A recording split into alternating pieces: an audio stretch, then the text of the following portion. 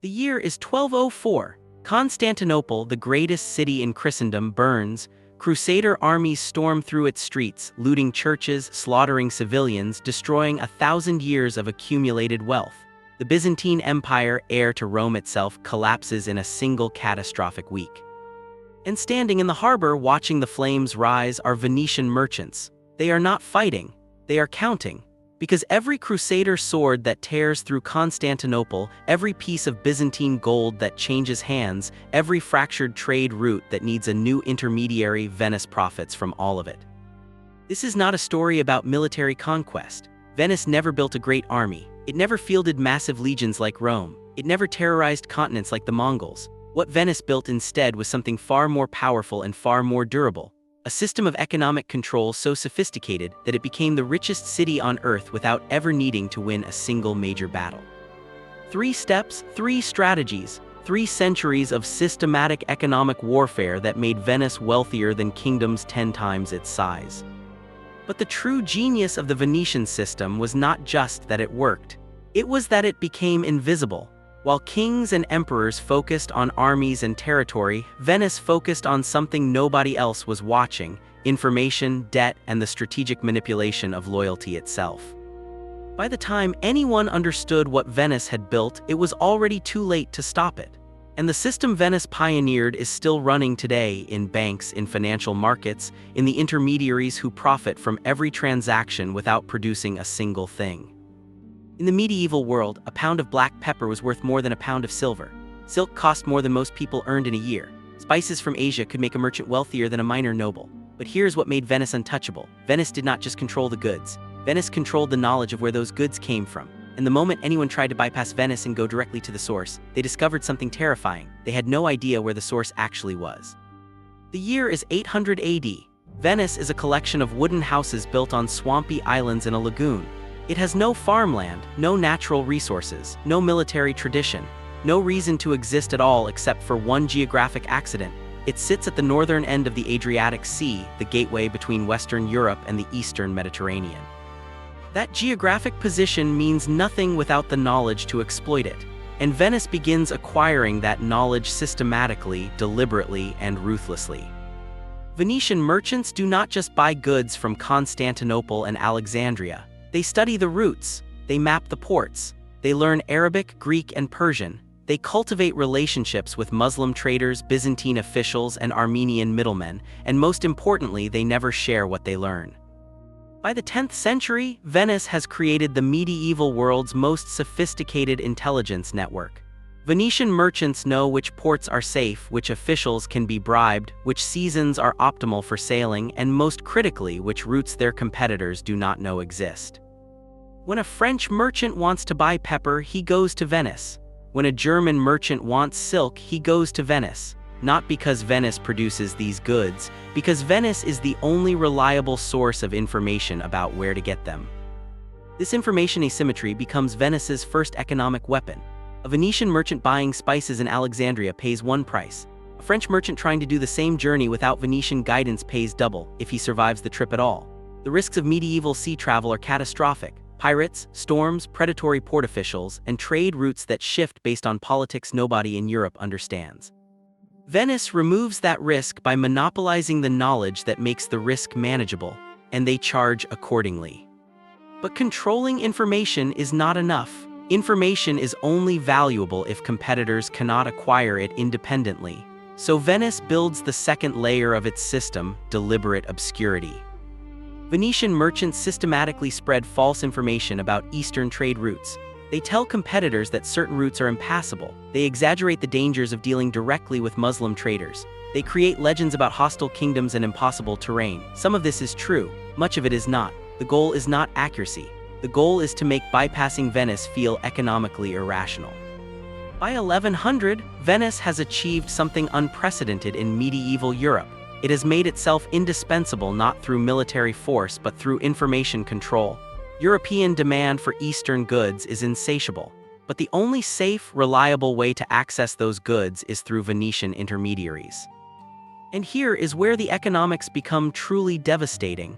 Venice does not need to conquer trade routes. It does not need to occupy ports. It simply needs to maintain its position as the essential middleman. Every transaction that flows through Venice generates profit without Venice producing anything. The Venetians have discovered what modern financial systems would later perfect. The most profitable position in any economy is not production. It is intermediation. Control the information, control the transaction costs, and you control the profits without the expense of actually making anything. The year is 1202. Pope Innocent III calls for the Fourth Crusade to reclaim Jerusalem from Muslim control. 30,000 crusaders gather in Venice, ready to sail east and fight for Christendom. There is only one problem: they cannot pay for the ships. Venice has them exactly where it wants them. What happens next will change the course of European history, and make Venice so rich that it will not need to care about Jerusalem, the Pope, or Christianity itself. Because Venice has just discovered something more profitable than faith: war finance.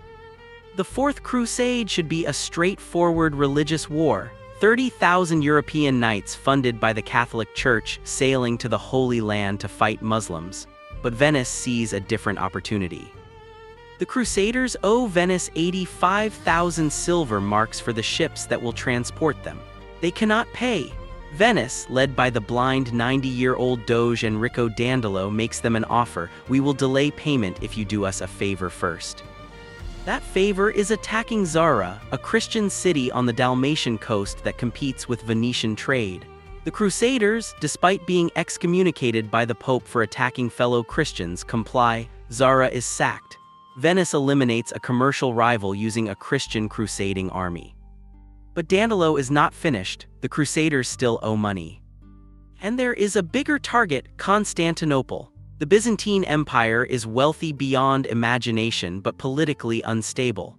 A Byzantine prince in exile promises enormous payments if the Crusaders help him reclaim the throne. Venice sees the economic logic immediately. Constantinople is not just wealthy, it is Venice's primary trade rival. Byzantine merchants control the same eastern routes Venice depends on. If Constantinople falls, if its trade networks collapse, Venice becomes the undisputed commercial gateway between East and West. In 1204, the Crusaders attack Constantinople. The city falls. The Byzantine Empire fragments, and Venice takes its payment not in silver but in something far more valuable: trade concessions, port rights, and a permanent foothold in the eastern Mediterranean. This is economic warfare in its purest form. Venice has used someone else's army, someone else's religious motivations, and someone else's money to eliminate its primary economic competitor. The cost to Venice: the ships it already owned. The return to Venice: commercial dominance of the Mediterranean for the next 2 centuries. But the Fourth Crusade is just the most visible example of a strategy Venice deploys systematically across the medieval world. Venice finances wars between rival Italian city-states. It lends money to both sides of conflicts between Christian kingdoms and Muslim sultanates. It provides ships to European kings fighting each other. The pattern is always the same. Venice profits from conflict without taking sides. When Milan and Genoa fight, Venice lends money to both. When France and England clash, Venice sells them both supplies. When Christian and Muslim armies face each other in the Holy Land, Venetian merchants sell weapons to whoever pays. This neutrality is not moral, it is economic. Venice has discovered that picking winners is riskier and less profitable than financing everyone. The winner of a war might reward you, but financing both sides guarantees profit regardless of outcome. The economic logic is devastating. Wars destroy wealth, armies consume resources, but the financiers who fund those armies extract wealth from both the destruction and the reconstruction. Venice becomes the medieval world's first war profiteer, not by fighting but by lending. By the 13th century, Venice is so wealthy that it begins financing entire kingdoms. European monarchs borrow from Venetian banks to fund their wars, their courts, and their administrations. And when those monarchs cannot pay, Venice takes payment in trade concessions, tax exemptions, and political influence. This is the second step of Venice's economic dominance: debt as control. Venice does not conquer territory, it conquers balance sheets, and a kingdom in debt to Venice is a kingdom that cannot afford to oppose Venetian commercial interests. Before the Fourth Crusade, Venice had a problem. The Byzantine Empire controlled the richest trade routes in the Mediterranean. Byzantine merchants competed directly with Venice for Eastern goods. Byzantine tariffs made Venetian ships pay fees every time they entered Byzantine ports. Venice could not defeat Byzantium militarily. The Byzantine Empire still fielded professional armies Venice could never match. But Venice found something cheaper and more effective than war: bribery at a scale so massive that Byzantine emperors became Venetian employees in all but name. The year is 1082. The Byzantine Empire faces a crisis. The Normans, a terrifying military force that has already conquered England and southern Italy, are now attacking Byzantine territory in the Balkans. Emperor Alexios I needs a navy immediately. Venice has that navy. Alexios offers Venice a deal: help defend the empire, and Venice receives a crucible, a golden imperial decree granting Venetian merchants the right to trade tax-free throughout the entire Byzantine Empire. No tariffs, no customs fees, no restrictions. For context, Byzantine tariffs were typically 10% of cargo value. Eliminating that 10% made Venetian merchants the most cost-competitive traders in the Mediterranean overnight. Byzantine merchants now had to compete against Venetian merchants who paid no taxes in their own empire. This was not just a trade deal, this was economic conquest through legal privilege. Venice uses its tax-free status to undercut every other merchant in the Byzantine economy. Venetian merchants buy goods in Alexandria, Constantinople, and Antioch at the same price as everyone else, then sell those goods cheaper because they pay no Byzantine tariffs. Within decades, Venetian merchants dominate Byzantine ports. But the Byzantine emperors cannot revoke the privileges without losing Venetian naval support, and they need that support desperately. Every time a new threat emerges — Seljuk Turks, Norman invasions, Serbian rebellions — the Byzantine Empire calls Venice for help, and Venice extracts more concessions every single time.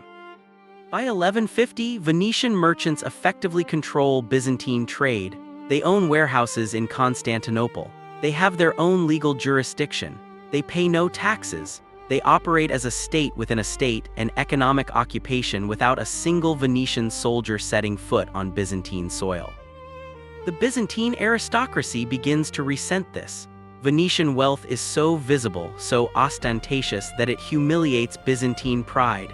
In 1171, Emperor Manuel I arrests all Venetian merchants in the empire and seizes their property. Venice's response is not military invasion, it is economic siege. Venice stops shipping grain to Constantinople. It redirects trade routes away from Byzantine ports. It finances Byzantine enemies. Within 2 years, Manuel is forced to negotiate. The Venetian merchants are released, their property is returned, and Venice extracts even more concessions. This is the essence of Venetian power, the ability to make opposing Venice more expensive than accommodating Venice. The Byzantine Empire is wealthier, larger, and more powerful militarily, but it cannot function without the trade networks Venice controls. By the time the Fourth Crusade arrives in 1204, Venetian economic infiltration of Byzantium is so complete that the sack of Constantinople is less an invasion than a foreclosure. Venice is simply collecting on decades of accumulated leverage. After 1204, Venice no longer needs to negotiate with Byzantine emperors. It owns significant portions of former Byzantine territory outright, not through conquest, but through debt agreements, trade concessions, and strategic purchases of land from bankrupted Byzantine nobles. This is the third and final step of Venice's dominance, buying loyalty at the institutional level. Venice does not just bribe individuals, it bribes entire systems. It makes itself so economically essential that removing Venice becomes structurally impossible without collapsing the economy that Venice has infiltrated. 3 steps. 3 strategies, but the true genius of Venice was not any single tactic. It was how all 3 tactics reinforced each other into a self-sustaining cycle of economic dominance that lasted for 4 centuries. And once that cycle was built, stopping it required destroying Venice entirely, something nobody in medieval Europe had the economic sophistication to even attempt. Venice controlled information about trade routes. That information asymmetry gave it monopoly power over east-west trade. That monopoly power generated enormous profits. Those profits funded war loans to European powers. Those war loans generated debt. That debt gave Venice political leverage. That political leverage protected Venice's trade monopolies. The system was self-reinforcing. Every piece strengthened every other piece, And because Venice never relied on military conquest, it never triggered the coalition building that destroys traditional empires.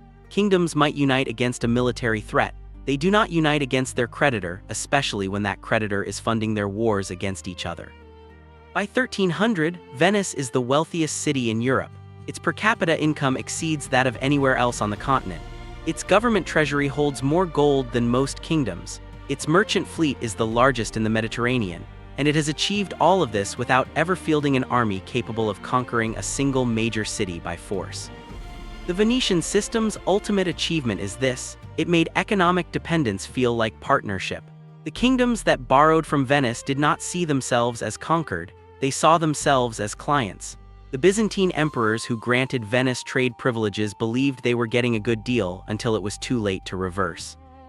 This is the invisible nature of economic warfare. Military conquest is obvious. Economic conquest can feel like mutual benefit right up until the moment the subject realizes they no longer have a choice. Venice eventually declined. By 1500, Portuguese explorers had found sea routes around Africa that bypassed the Mediterranean entirely. The discovery of the Americas shifted Europe's economic center westward. Venice's geographic advantage evaporated, but the Venetian system never died, it just moved. And if you understand what Venice actually did, you can see it running everywhere in the modern economy. The Venetian system was never about Venice. It was about intermediation, information control, and debt leverage. And those three strategies are alive and dominant in the 21st century global economy.